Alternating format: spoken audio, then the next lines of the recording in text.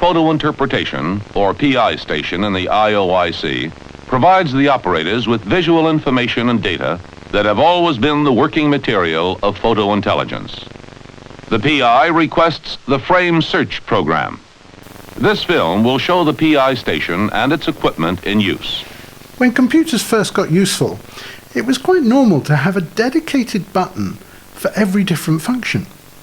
And now, a company called Loupedeck is offering us the same sort of choices. Are they reinventing the wheel, or is it genuinely useful?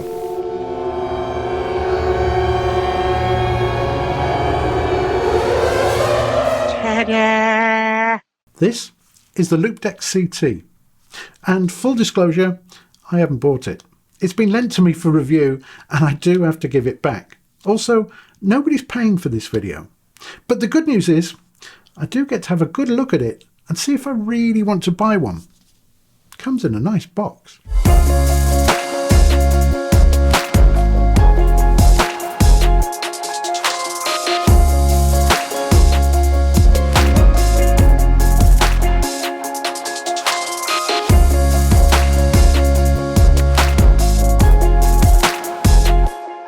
The whole experience of unwrapping and handling the Loupedeck CT is one of quality.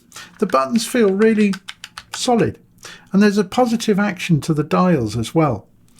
This main wheel, nicely weighted, reminds me of the old jog shuttle wheels on Sony Edit machines. So the first thing you have to do is go to the Loupedeck website, download the app onto your computer, and then plug in the supplied USB-C cable. And it just fires up in a sort of Pac-Man way. I first noticed Loupedeck a few years ago at a trade fair, and they were demonstrating how much easier Lightroom was to use when you've got full control. I was impressed, and I found myself wanting one. But this new Loupedeck CT looks completely different. There's a large wheel and a touch screen that displays each button's function. This looks much more like something that could make video editing a bit more tactile. Clearly, the Loupedeck CT is aware of what software I've got, or in this case, not got running. So let's fire up Lightroom and see what happens.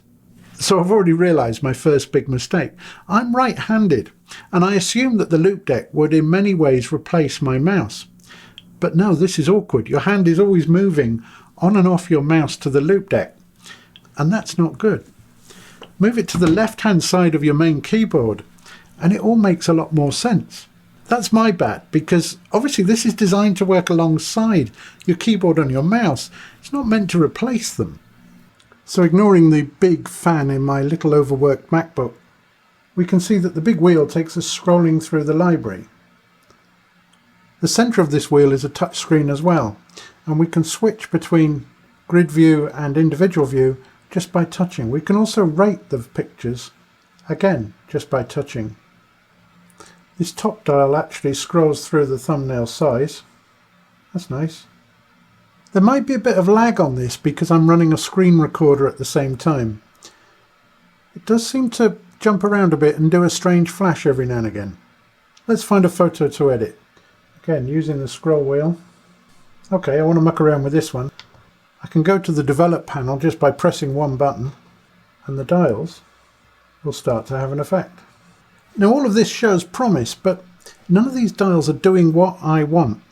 But that's not a problem, because you can go into the Loupedeck software, open up setup, and program literally everything. So if I look at the dials, I can see that this top dial does tint. If I don't like that, I want to make it do something else, I can just drag that off and pick another adjustment. So basic panel, let's do that one on exposure. Literally go back to Lightroom, and now that dial adjusts my exposure. And every single button can be programmed and adjusted just by dragging and dropping. It's really neat.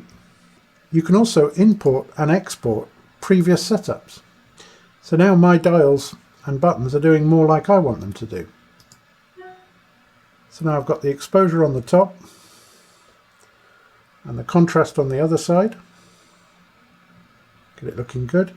I've got my highlights, track and adjust independently, and the shadows. I want that bright summery feel. You've got the whites. I touched the ratings then. I rated it with 3 with my elbow. Easy to touch one of those when you're leaning across. There is actually a little bit of haptic feedback under the buttons. So the buttons vibrate a little bit when you touch them, which seems like a good idea, except they vibrate whenever you touch them, even if the button doesn't do anything. You've got little menus in the middle of the wheel as well. That's obviously touchscreen. So you've got things like sharpness, which you can adjust using the big wheel and scroll through. That's too much. If I want to export what I've done, I can just hit one button and choose. I really like the way this works with Lightroom. I do like having control of all the picture levels and the develop settings using dials. It's much easier to finally control the way something looks while you're staring at the screen. I wonder if Loupedeck's history of controlling Adobe products is paying dividends, because you do seem to have a lot of control over everything you need to in Lightroom. But let's have a look at Photoshop.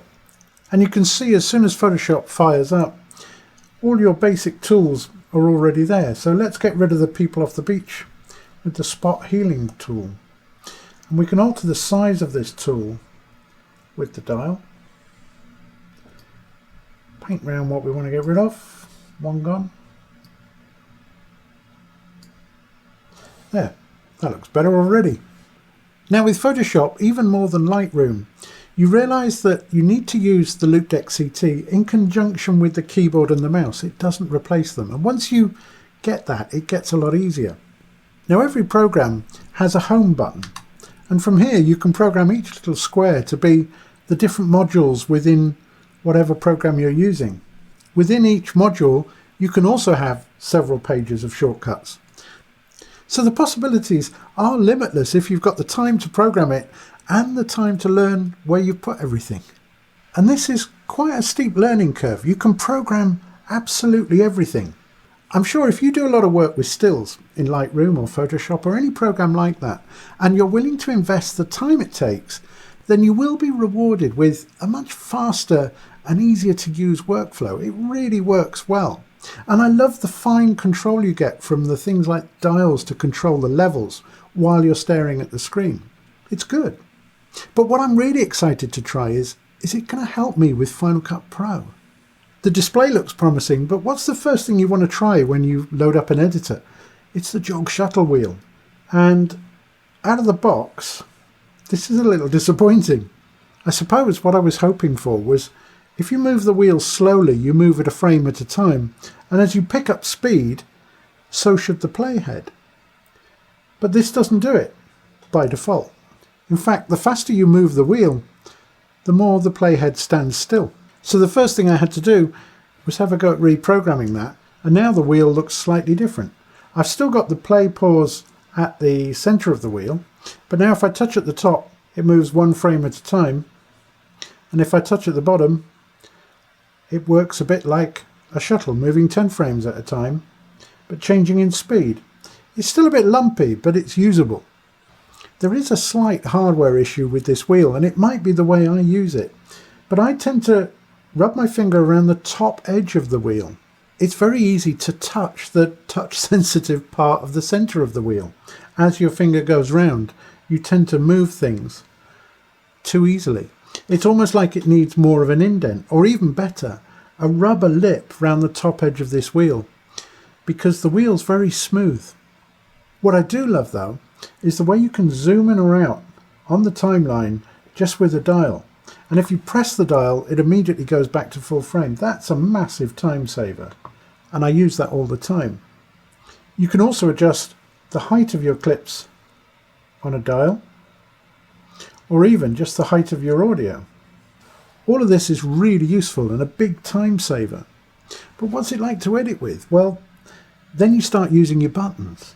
So if we start with the home button again and editing, we've got several pages of tools here. So if I go into here and choose the blade tool, and I can start cutting straight away.